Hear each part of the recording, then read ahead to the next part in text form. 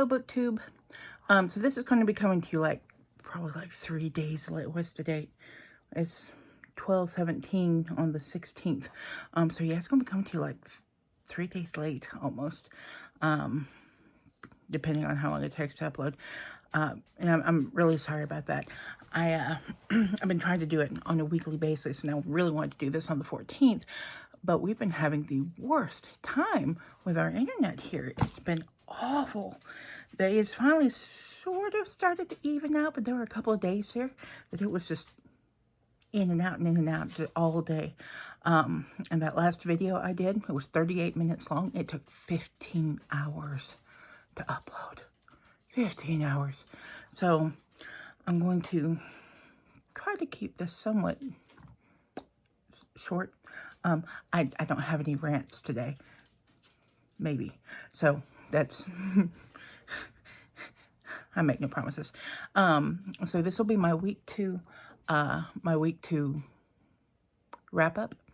And I've had a really good reading week this week. I actually have read some really, really good things.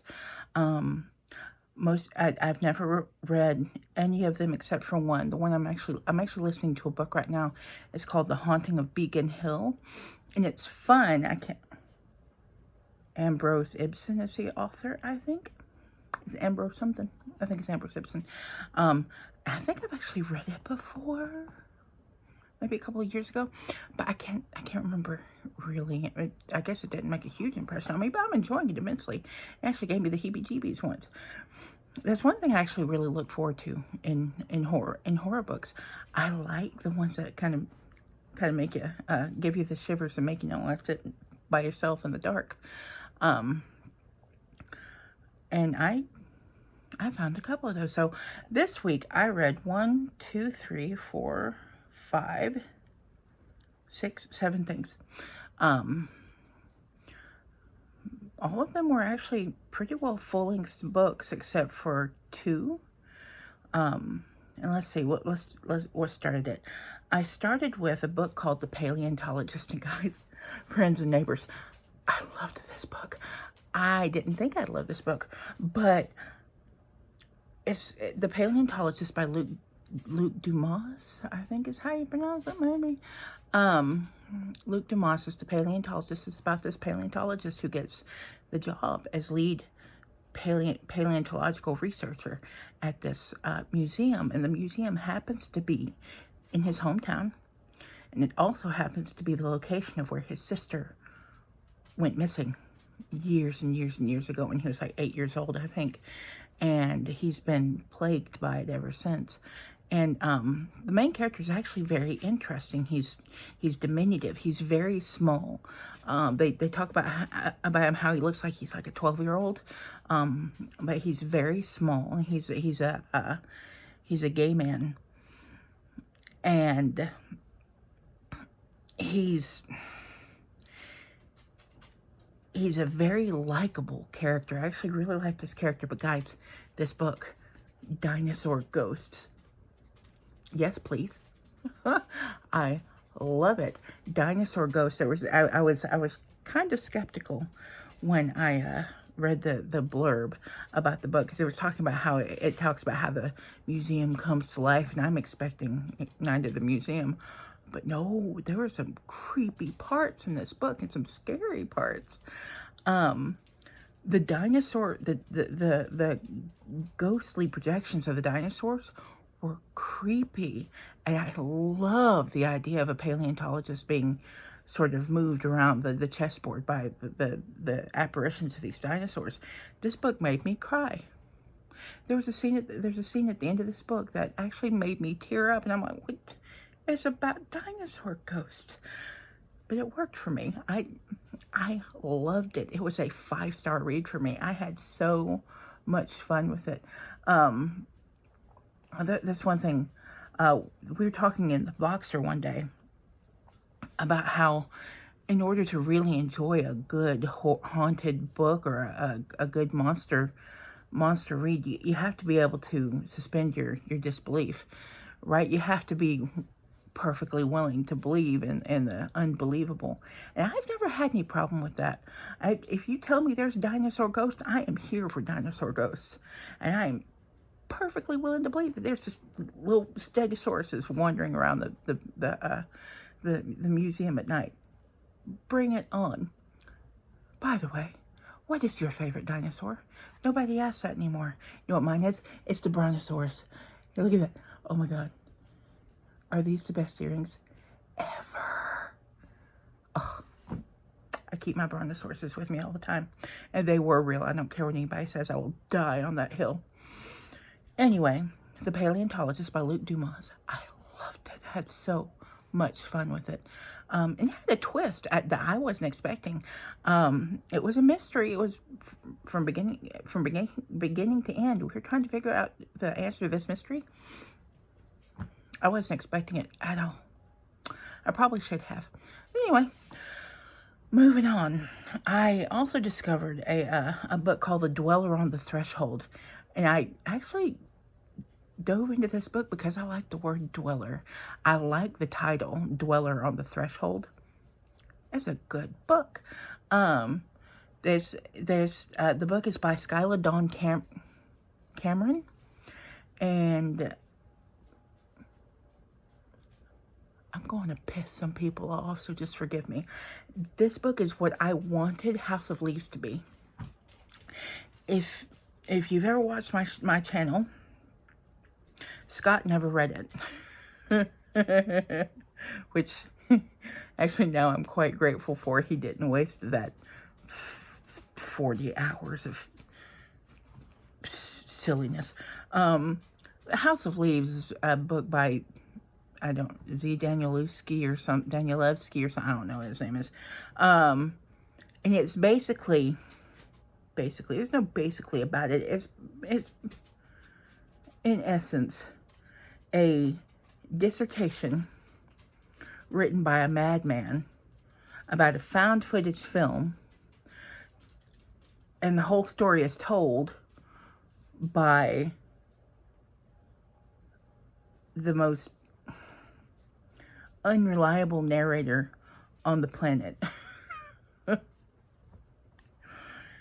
The small story in this, the found footage film is about a family who moves into this little house, and the father discovers that the inside of the house is actually bigger than the outside by like 3/4 of an inch. But that 3/4 of an inch is an impossibility that drives the father crazy, and the house just starts expanding on the inside, and it's fascinating. But that makes up this much of the book. The rest of it is nonsense. Absolute nonsense. There's entire passages of that book, and I'm talking like 60, 70 pages of that book that is entirely designed to be darn near impossible to read. No, I'm 42 years old, and nobody got time for that. So The Dweller on the Threshold is what I wanted that book to be. I wanted that whole book to be about the little bitty found footage film about the house. That's something different than what it is, if that makes sense. And this woman, she inherits this house from her father, and she and her father had a bad relationship. Her father was a terrible person. And as she gets there, she discovers that the house is severely haunted, and she is very much in danger. And the things that happen in this book, you have to suspend your disbelief, but I loved it. And there are some scenes in that book that gave me the creeps big time. I loved it so much. Had such a good time with it.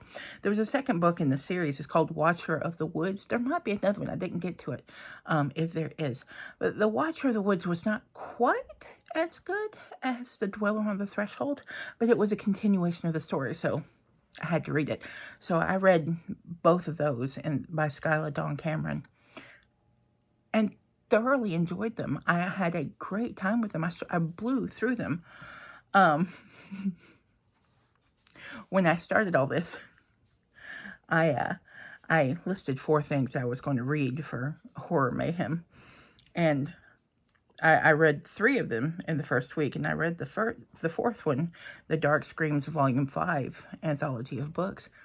My goodness, tippy tappy link.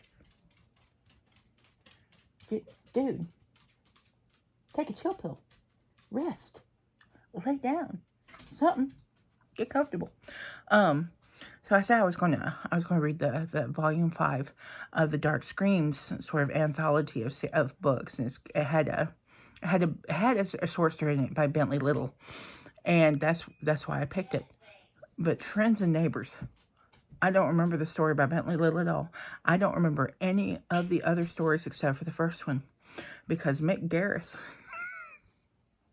has traumatized me. He wrote the first book, and the first short story, and I can't even remember what it's about. But it's about this filmmaker, this director. He's a director. He's only directed one good movie, and it was like a B horror movie back in the day, and it became a cult hit. And it's the only thing he's ever really directed. That's his only claim to fame. But he's been living off of the royalties of this one movie for years, and he gets invited to this convention. Hi, Bubby. And he gets invited to this convention that is entirely around his creature flick, and so he goes, and he gets to live the dream of every film director out there, just to be the star of the show, as people are fawning all over him and his magnum opus, which is a horrible creature flick. I think it's kind of like the what was that, cannibal, something of the Cannibals out. It was an old 80s, actually I think it was a 70s horror flick that was about cannibals. That was absolutely terrible. Maybe Cannibal Ferox. I don't think that's it. But anyway, and some some crazy stuff happens, and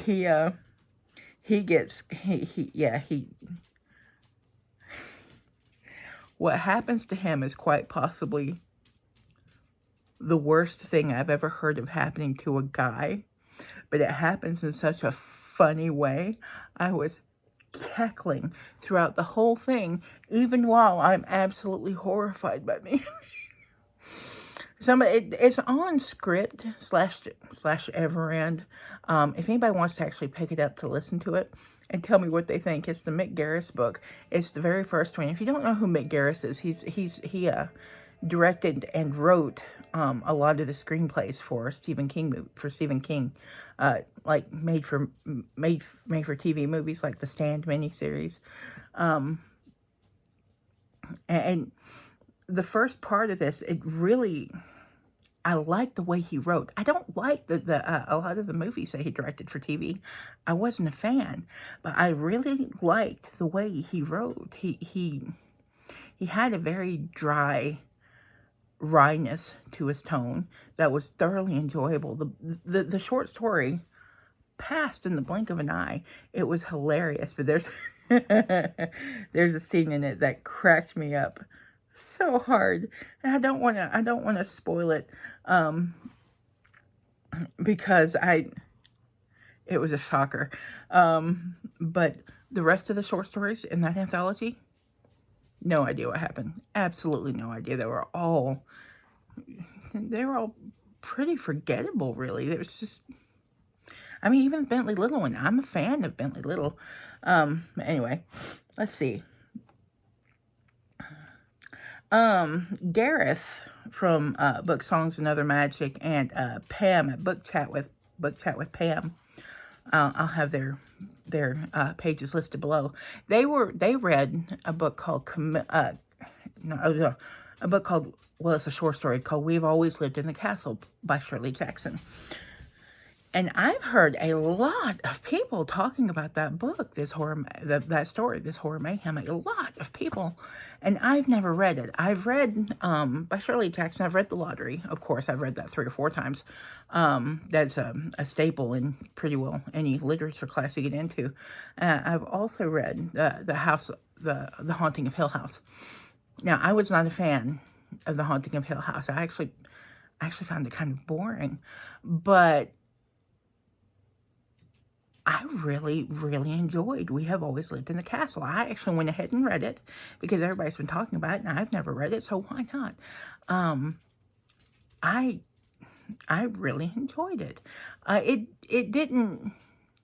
I don't know if it was supposed to have a bit of a surprise ending, but it didn't surprise me at all. What they were hinting about the little girl throughout. I liked that. The older sister, was it Constance? I liked that she finally just told what's-his-face to move along and came to her senses about all that. I kind of wish the girl had, like, set him on fire and buried cousin Charles or their cousin in the yard with the silver dollars, but that's just me. So you'll notice that my reading has very much become the mood reading stuff. I have I've sort of kind of forgotten about the Decades of Dread thing. What are decades? Is it like a cheese? But most of what I've read has been in the 2000s. Like, there's one from 2018, I think. And, of course, the Shirley Jackson is much, much older than that. I don't have the decade, though. I'm terribly sorry. I'm horrible at this. But I just, at this point, I'm just mood reading because I can. And the last one that I'm reading is The Haunting of Beacon Hill. And like I said, I think I've actually read that before, but I'm enjoying it again.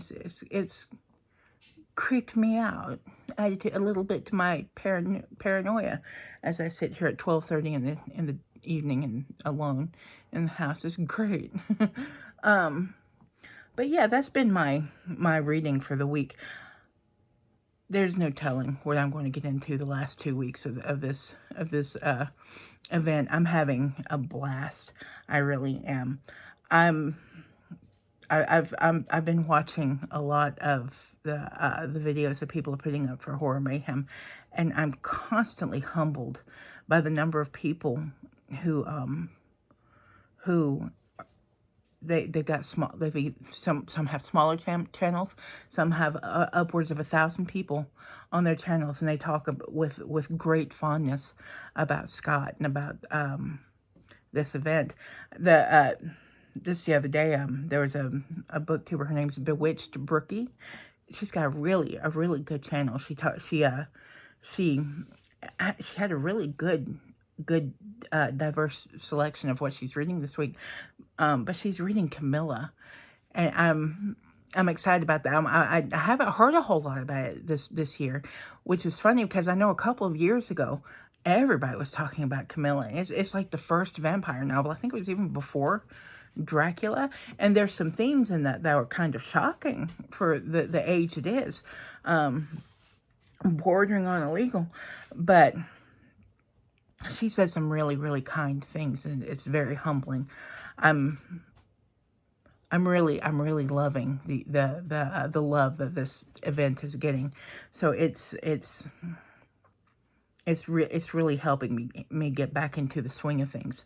Because I was actually really afraid that I'd get on here and just sort of stare off into space and have nothing to say, because with both of us here, we were always talking back and forth. I'm fully aware the biggest draw to this channel was the banter. We were we were incorrigible. But it could just be me. And he was easy to bounce off of. But thank you, everybody, for making this easier on me and for making me feel welcome and wanted. I really appreciate that. I was very reticent. But anyway, I've